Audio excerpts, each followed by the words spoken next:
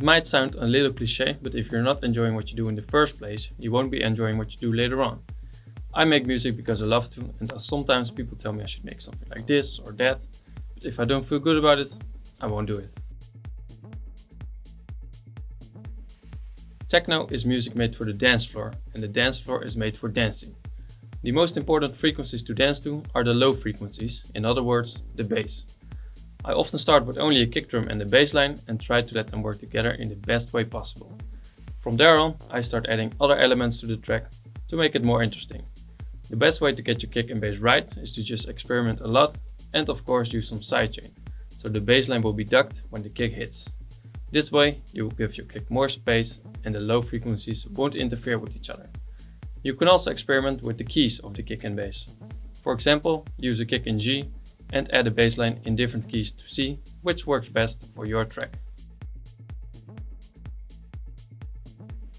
One important thing is to always keep your low frequencies in mono. You will ensure that your track retains its energy and it will hit hard on the dance floor. A lot of PA systems in clubs and festivals will make the tracks mono in the low frequencies, and if you have a stereo widening going on, it might sound inconsistent, and that's not what you want. You want your track to sound fat and bright, and with good stereo widening you can achieve that.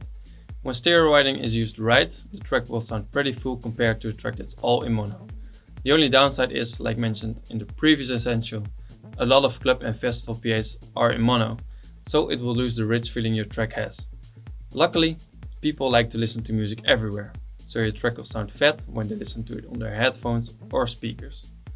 Also, label owners listen to the track in stereo, of course. A little trick to notice how your track will sound in a club is to play your whole track in mono already in your DAW. When I started making beats, I always wanted them to sound full. So what did I do? I used a lot of samples, and in the beginning it sounded pretty full indeed. When I started building the track by adding other elements to it, I noticed that it wasn't pleasant anymore to listen to. That's the point where I listened to the whole track again carefully and noticed there were some elements used which had no real function. When I got rid of those elements, the track sounded way better. The elements used had more breathing space and it felt less crowded. What I learned from this is that less is always more. The focus is on the things that matter, and now you won't be distracted by elements with no function. Electronic music can be pretty tight and neat, as the sounds will be programmed precisely onto the grid. If a whole track is programmed perfectly on the grid, it will feel as if a robot has made the track. There's no human feel on the track, and that is what you have to aim for. There are a lot of ways to make a track imperfect and therefore more human.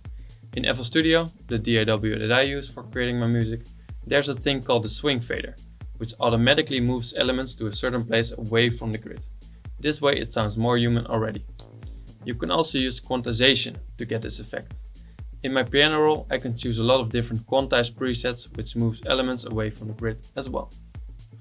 Another method to give your track a more human feel is to automate certain things.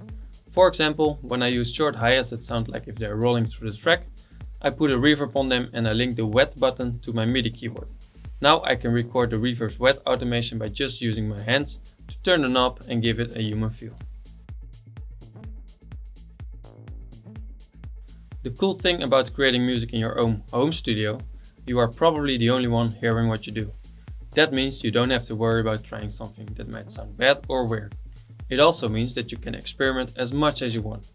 Maybe that one particular sound you're ashamed of in the beginning might sound awesome in the track later on. You never know it unless you try it. When I try a lot of different things, I mostly end up with new inspiration as well. When you are in the flow and you're creating a track you're proud of, it wouldn't be a bad thing to compare your track to other tracks you really like.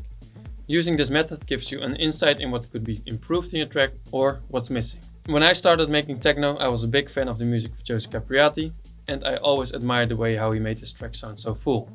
That made me do a little research on his music, and I noticed he always has a lot of things going on in the background, which you only notice when you pay close attention to it. When these background sounds would disappear, you'll instantly notice it, and the track would sound less rich. I try to use a lot of these techniques in my tracks now as well. You worked on your track for a couple days, weeks, maybe even months, and now it's finally finished. Congratulations, and now you wait. What I always do after finishing a certain track is letting it rest for a couple days or weeks. When you listen to it again after some time, you listen to it with fresh ears and you might notice something you haven't noticed before, because you were being so caught up in finishing this track. Do you feel like you need to change something? Well, that's good, just do it. Do you feel like you shouldn't change a thing? Well, that's also good. Your track is probably good the way it is, but you gave yourself the chance to improve it. My next step is uploading it on SoundCloud and set it to private. I always send it out to a couple of producers that I know and ask for their honest feedback. This always helps me a lot as they listen to the track for the first time and can notice some things I can't notice anymore because of my tunnel vision. Once you finish your track, you might want to check it out in a couple of different ways. I always listen to my finished tracks first on my studio monitors, then I listen to it on my headphones. I try to test it out in the car as well and on a Bluetooth speaker. By testing it out on all these different speakers, you will know how your track sounds on any occasion. You might notice something you want to change. After this, the best test is always at a club or a festival, as the track is meant to sound good on the dance floor.